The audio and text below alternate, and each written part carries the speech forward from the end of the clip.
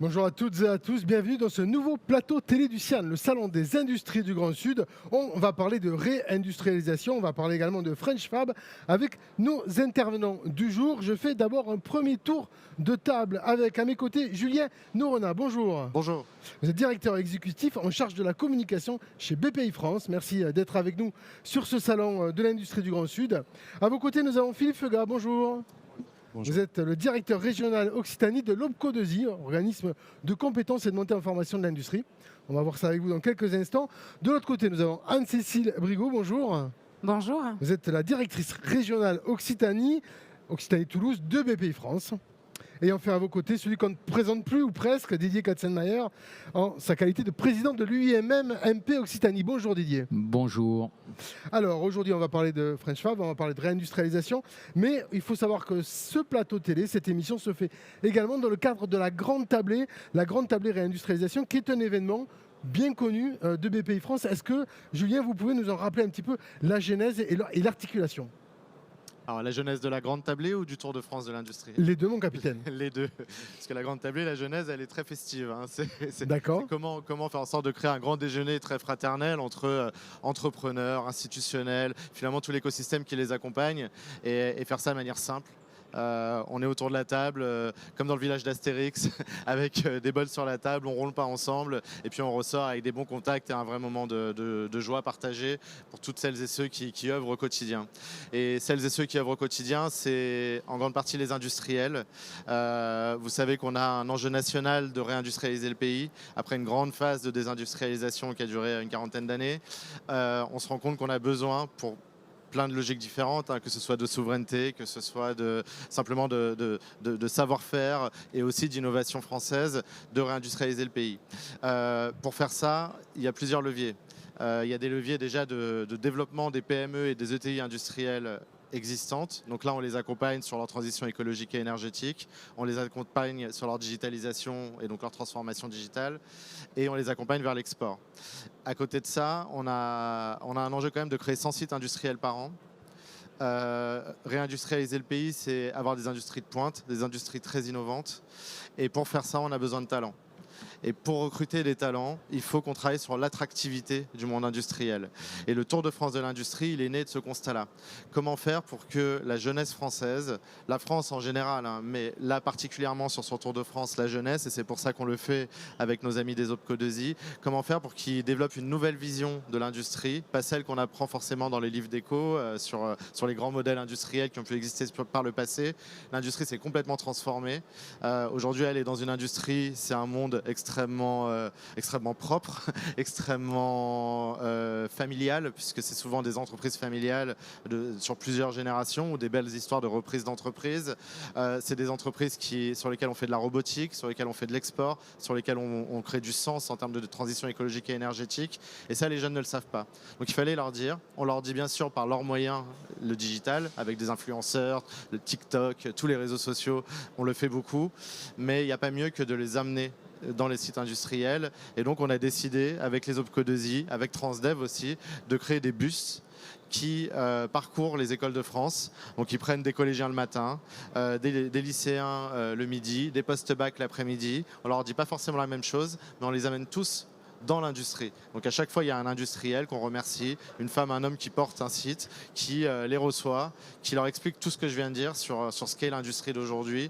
Et on voit vraiment les mentalités changer entre le moment où on les prend à la sortie de l'école, où ils nous regardent un peu avec les yeux ronds, et le moment où ils sortent de l'industrie, où ils ont un regard plus pétillant qui regarde l'avenir. Ça, c'est évidemment le Tour de France des industries. Alors j'allais vous demander si ça marche, mais vous êtes en train de me dire que l'accueil est bon. L'accueil est extraordinaire. On l'a testé avant de le lancer au niveau national, mais on voit bien en fait, on voit tout de suite qu'on casse des barrières mentales autour du monde de l'industrie auprès des jeunes et donc ils ressortent en se disant ok, c'est peut-être aussi pour moi. Et le grand rêve, c'est qu'à la maison, dans les familles, on ne dise plus si tu travailles mal à l'école, tu iras à l'usine, mais plutôt si tu travailles bien à l'école, tu iras à l'usine. Très bien. Didier Katzenmayer, je vous fais réagir sur ce qui vient d'être dit par Julien Noronha. Est-ce que vous diriez vous aussi que l'image de l'industrie ces dernières années, elle a changé, elle s'est modernisée, elle est plus en phase avec la réalité de la société? Alors, est-ce qu'elle a réellement évolué? Je ne suis pas certain qu'elle le soit encore. Je m'explique. Aujourd'hui, la place de l'industrie, on fait un constat indéniable. On sait que sans industrie, on n'aura pas de la valeur ajoutée dans le pays. Ça, c'est un fait. Deuxième constat, on voit très bien qu'un emploi qui est généré dans l'industrie en génère 3 dans les services. Et les services sont de plus en plus présents dans le monde industriel qui nous entoure. Pourquoi ? Parce qu'on est sur des systèmes industriels qui sont de plus en plus complexes et dans lesquels les services qui apportent une solution, notamment sur des systèmes industriels plus intelligents, vont provoquer et vont quelque part amener là une accélération de business dans ces sociétés. Les offreurs de solutions, et je pense qu'on a ici même dans ce salon beaucoup de gens qui vont nous offrir des solutions pour pouvoir répondre à nos enjeux. Est-ce que maintenant, on considère que l'industrie est vue d'une manière différente depuis quelques années ? Je pense qu'on est en train d'évoluer vers ce changement qui, comme tu le disais précédemment, était mal vu, notamment par les parents, notamment par les jeunes, notamment par des gens qui n'ont une méconnaissance de l'industrie. Ils avaient le sentiment qu'on était encore sur un cycle très vieillissant et dans lequel la technologie n'était pas présente, dans lequel la féminisation n'était pas possible. Donc on était sur cette tendance. Est-ce qu'aujourd'hui, on peut dire qu'on y arrive ? Est-ce qu'il faut continuer ce travail pédagogique ? Oui. Je pense qu'on en est juste au démarrage. Donc il faut là changer la courbe et la tendance pour pouvoir donner cette image qui est une image de modernité, une image de technologie.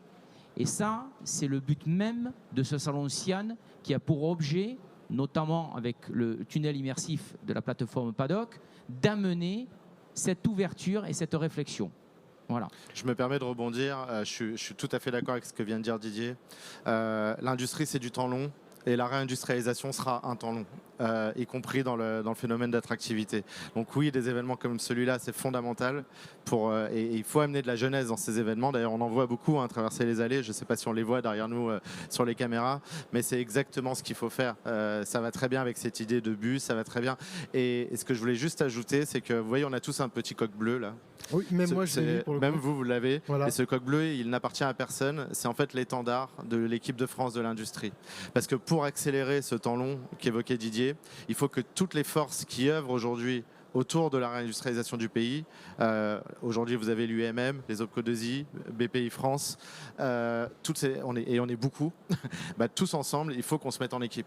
Parce que plus on va se mettre en équipe, plus on ira vite et plus on arrivera à remplir l'objectif et gagner le pari de la réindustrialisation. Alors, cette réindustrialisation, elle est également aussi dépendante du contexte national et international. Didier, c'est un sujet sur lequel, évidemment, vous travaillez et vous prêtez un regard attentif.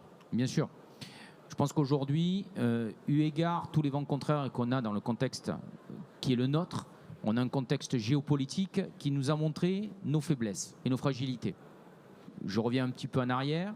On a vu qu'une pandémie, avec une crise sanitaire, nous avait tous largement impactés au niveau international et que derrière cette crise sanitaire, s'est enchaîné des conflits.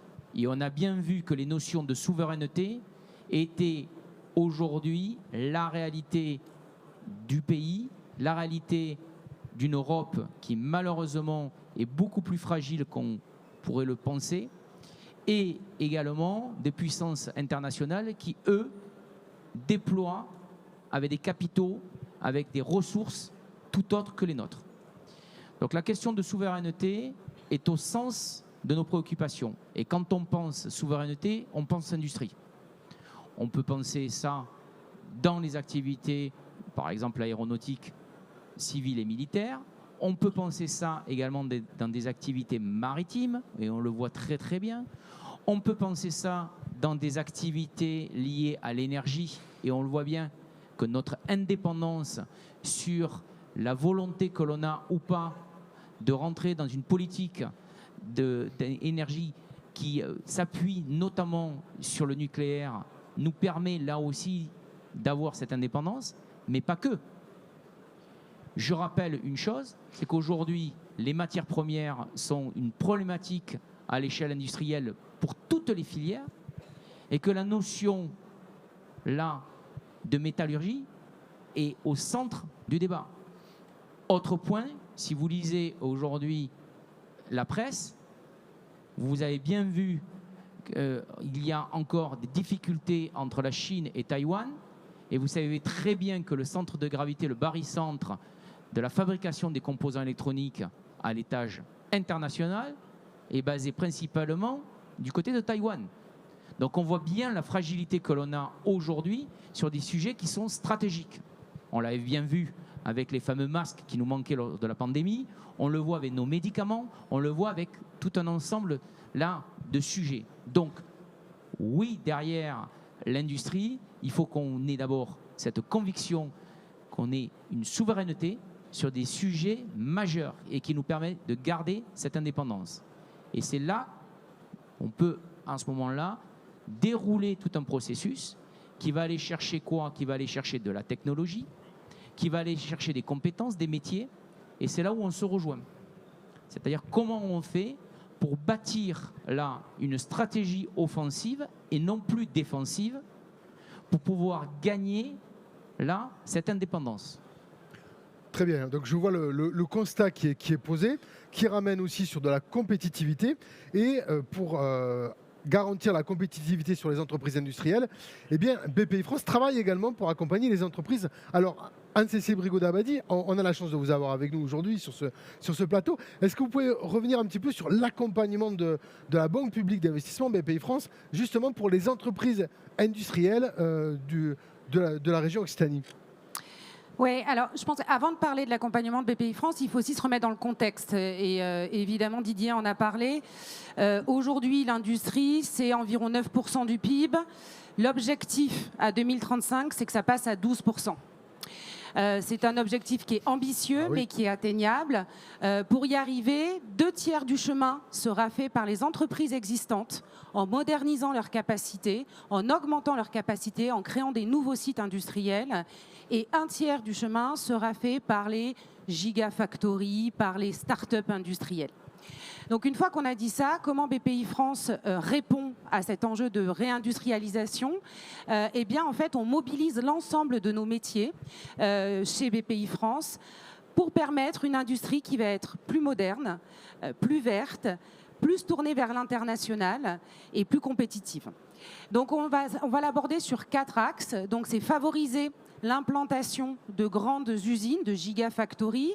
On peut citer un exemple en Occitanie, par exemple Genvia, sur Occitanie Est, qui est en train d'éclore. Sur l'hydrogène, tout à fait. Sur l'hydrogène, exactement. Demain, on aura peut-être Skeleton qui viendra du côté de Toulouse sur les batteries très puissantes. Le deuxième axe, c'est rapprocher les startups du monde industriel. Et donc, c'est créer l'industrie de demain avec des startups industrielles qui vont, elles, créer des nouveaux sites. On peut citer comme exemple sur l'Occitanie et notamment Toulouse que nous avons accompagné l'année dernière, c'est le projet Ipsophène, qui est la création et l'industrialisation de procédés sur le paracétamol, et donc qui a choisi Toulouse pour s'implanter ici et qu'on a accompagné financièrement avec des outils de financement patient. Le troisième axe, c'est évidemment accompagner tous ces industriels qui sont présents aujourd'hui, qui ont besoin de se moderniser, qui ont besoin d'innover et qui ont besoin d'être plus compétitifs et plus verts. Et là, on va mobiliser des solutions de conseil où on va pouvoir travailler sur des thématiques d'industrie 4.0, d'excellence opérationnelle, mais également des diagnostics pour se décarboner. Et puis enfin, on en a parlé, il y a la visibilité, parce que ça passe aussi par cette visibilité où l'industrie va attirer des talents. Et donc le Tour de France des industries en fait partie, où on va pouvoir mettre en lumière ces industriels qui réussissent sur le territoire. Voilà. Très bien, merci pour ce premier état des lieux qui est quand même fort complet. On voit que vous avez quand même pas mal de pain sur la planche pour le coup. Oui, on a du pain sur la planche. Maintenant, sur 2024, c'est déjà 500 industriels qui ont été accompagnés, plus de 160 missions qui ont été déployées. On les aide à aller à l'international également pour dérisquer, parce que souvent, un dirigeant de PME, l'international, ça lui fait peur. Donc, il faut qu'on lui apporte des outils qui puissent dérisquer ses paiements, dérisquer son change, dérisquer sa prospection. Et là, c'est une quarantaine de dispositifs que l'on a mis en place très récemment sur Toulouse. Très bien. Philippe Feugat, on ne vous a pas encore entendu évidemment sur cette partie où on voit que l'industrie monte en compétences, l'industrie essaye aussi de se professionnaliser. Se professionnaliser, ce n'est pas le bon terme, mais en tout cas de se moderniser et de monter un petit peu en gamme. Comment est-ce que justement votre OPCO travaille sur l'accompagnement des professionnels de l'industrie ? Pour commencer, c'est vrai, c'est aussi l'objet du partenariat avec BPI, c'est de travailler sur l'attractivité. C'est vrai que pour rappel, OPCO 2I, c'est l'opérateur de compétences interindustrielles, donc 29 branches industrielles. Je l'avais dit tout à l'heure, mais en Occitanie, ça représente plus de 7000 entreprises et plus de 180 000 salariés. Donc c'est quand même un champ de jeu qui est important. Et le premier point, c'est l'attractivité. C'est vrai que c'est un enjeu fort porté par l'ensemble des branches constitutives de l'OPCO 2I. Donc il est important par nos missions de travailler sur ce sujet. Et donc on déploie au niveau national régulièrement des campagnes pour mettre en avant, via une campagne avec l'industrie, on a un avenir à fabriquer. Donc ça nous permet de faire une diffusion large auprès du grand public par les médias, les pubs dans les cinémas, les panneaux d'affichage dans les bus, etc. C'est des grandes campagnes, on communique largement. Et également, on a des actions dans les territoires où dans le cadre d'événements, de salons, comme on peut avoir des salons TAF, des salons CCI, Nuit de l'orientation, on déploie des stands pour présenter aux jeunes et aux moins jeunes la diversité des métiers qu'on peut avoir dans l'industrie. L'idée étant de changer l'image un petit peu qui peut être négative et de montrer des industries qui sont en pleine transformation. On l'a déjà évoqué, mais des transformations bien sûr numériques et digitales depuis de longues années. Ça fait quand même longtemps qu'on est dans ces phases-là, mais aussi des transformations écologiques avec des entreprises qui ne sont plus du tout comme qu'on peut l'imaginer auparavant, avec des parcours professionnels importants pour les gens qui rentrent dans ces industries, avec des évolutions de carrière, des hommes et des femmes qui peuvent faire de beaux projets dans ces entreprises. C'est vrai que vous avez mis en place un observatoire justement interindustriel pour mesurer les tendances et voir un petit peu sur quel sujet il faut travailler. Et notamment parmi ces sujets, je crois qu'il y a la transition climatique que vous venez d'évoquer et puis l'intelligence artificielle. Oui, deux études d'ampleur qui ont été lancées. La première, c'était sur la transition écologique et son impact sur les entreprises industrielles. Donc, c'est une étude qui a été réalisée en 2022 et les résultats permettent de mettre en avant quand même des choses intéressantes, notamment sur le différence de degré de maturité entre les grandes entreprises et les TPE-PME. On voit que tout le monde n'est pas au même niveau. Et de la même manière, voir que toutes les industries ne sont pas dans la même dynamique et chacune peut avoir des spécificités. Donc ça, c'est sur le côté transition éco. Et de ça, on peut lancer des actions. Ça nous donne des idées pour travailler, apporter du service aux entreprises, pour les accompagner dans ces transitions. Et donc là, toute notre offre de services qu'on déploie régulièrement et qu'on rechallenge régulièrement pour qu'elle soit le plus optimum possible, et bien on l'adapte en fonction aussi de ces résultats-là. Très bien. Dans le Tour de France des industries, est-ce que justement la transition écologique, l'intelligence artificielle, ça fait partie des sujets que vous abordez avec les jeunes que vous rencontrez ? Bien sûr, c'est des sujets qu'on aborde parce qu'ils les voient vivre en live dans les industries. Quand on parle d'intelligence artificielle, aujourd'hui, on pense beaucoup aux assistants personnels qui nous permettent de rédiger nos mails ou de poser des questions de culture et autres. Mais la réalité, c'est que l'intelligence artificielle est en train de rentrer dans les chaînes de production de tous les industriels. Ça, couplé à la 5G, à l'électrification de l'industrie, enfin, c'est tout ça le process d'innovation aujourd'hui qui est en place dans toutes les industries françaises. Et ils le voient, ils le voient en direct. Et puis derrière, ils ont beaucoup de questions autour parce qu'il y a cette image hein, et on est à Toulouse, on est dans le monde de l'aéro, le monde du space, c'est des mondes qui dans la tête des jeunes peuvent résonner aussi transition éco. Est-ce que ça pollue tout ça ou pas? Et d'ailleurs vous allez organiser un bel événement, je crois, demain soir où des jeunes des battles où des jeunes vont pouvoir poser des questions directement aux industriels et donc avoir des vraies réponses plutôt que des idées reçues parfois. Donc c'est hyper intéressant et tout ça nous on le vit en direct dans les industries où les jeunes sont assez cash finalement dans les questions qu'ils posent, quoi. Alors justement là on est à Toulouse, donc le Tour de France des industries s'arrête ici, mais vous avez d'autres dates également dans toute la France. Les questions sont les mêmes à chaque fois ? Les questions sont assez proches, ouais. Sont assez proches finalement. C'est vrai qu'on fait un tour complet du pays. On a commencé à Grenoble, on finira à Paris et on fera tout l'escargot finalement, sans parler du fait qu'on passe en Bourgogne. Mais en tout cas, on a une diversité d'industries qui est très forte. Donc il peut y avoir des questions qui sont liées au secteur d'activité de l'industriel, parce qu'on va dans le textile, on va dans le médicament, on était dans le verre ce matin, on est passé dans des fours industriels, donc ils voient des choses très différentes. Et c'est vrai que sur chaque date, on a à peu près 200 jeunes par date. Mais la réalité, c'est que chaque date est très filmée, très, très diffusée sur les réseaux sociaux. Donc à chaque fois, c'est aussi beaucoup de jeunes qui regardent sur nos réseaux et qui posent aussi des questions. Et on voit que c'est des questions assez transverses. C'est des questions d'initiation. Qu'est-ce que c'est ce monde industriel? Comment ça fonctionne? Et puis après, bien sûr, des questions de sens sur la transition éco. Donc, on peut répondre de manière assez standard, mais toujours avec des spécificités métiers. Et après, spécificité métier, c'est lié au secteur d'activité de l'industrie, mais c'est lié aussi aux écoles qu'on embarque. Parce qu'on a aussi une diversité d'écoles très forte. Il y a des métiers du savoir-faire qui viennent. On a des écoles de production qui vont venir tout à l'heure, des CFA. Et puis on a des métiers d'école de commerce, d'école d'ingé. Donc forcément, là, il y a des questions qui sont orientées de manière très différente. Mais ce qu'on voit bien, c'est que ces jeunes, ils sont en quête d'orientation. Et on essaye de faire en sorte que l'industrie soit une vraie voie d'orientation pour eux. Alors l'industrie a un vrai mode d'orientation. Didier, c'est vrai qu'à Toulouse, on a plutôt tendance à penser à l'aéronautique, mais l'UMM, l'industrie, c'est beaucoup plus large que ça. Oui, bien sûr. La focale et le barycentre aujourd'hui sur l'ex-Midi-Pyrénées, il est effectivement tourné beaucoup plus sur l'aéronautique et le spatial, mais il n'y a pas que ça. Si on regarde vraiment toutes les frontières, on voit très bien qu'on a un impact fort sur le ferroviaire, du côté des Hautes-Pyrénées, donc il ne faut pas le sous-estimer. Il ne faut pas sous-estimer également la pénétration que l'on a sur le marché de l'automobile. Donc ça, c'est aussi un élément important. Et puis quand on se déporte un peu plus sur l'est de l'Occitanie, on voit qu'on est en jonction avec le couloir rhodanien. Et donc là, les activités qui sont plutôt liées à des activités donc d'énergie, où on va retrouver des opérateurs comme EDF, mais pas que.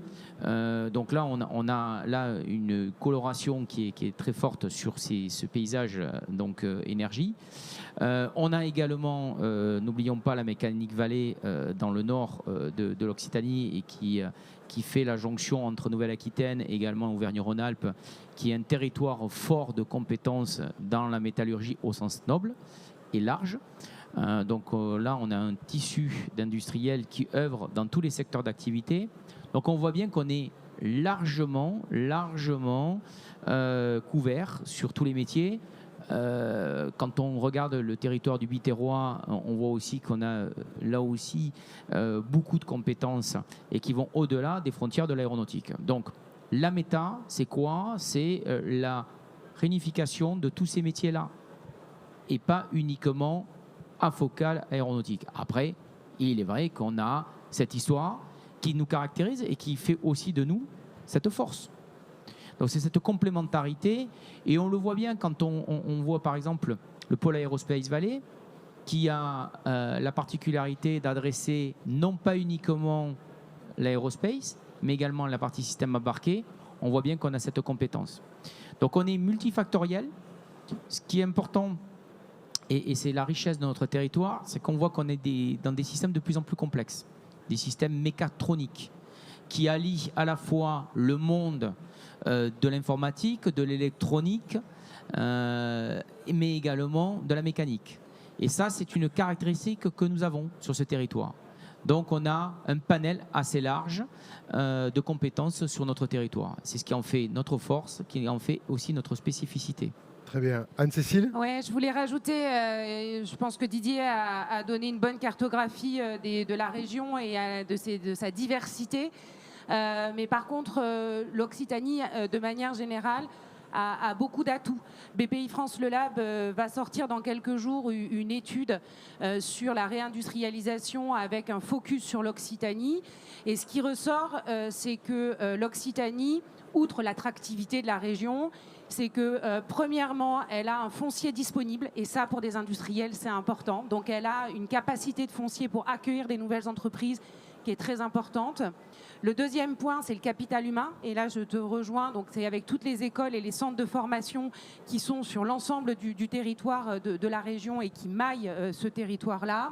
Et puis, la présence d'un écosystème qui est, on va dire, bien intégré et qui travaille main dans la main. Et on a pu le voir, hein, nous, côté BPI France, mais on travaille avec tous les acteurs. On travaille avec l'ADEME, la région, l'UEMM, les OPCO2I, les CCI. Je vais en oublier et je vais me faire gronder. Mais voilà, et on travaille main dans la main avec l'ensemble de cet écosystème. Et c'est ça la force de la région Occitanie pour accueillir des nouveaux industriels. Très bien, jouer collectif, on va dire que ça va être le mot de la fin. Mesdames, Messieurs, merci pour vos présentations. Merci. Merci à vous. Merci. Merci.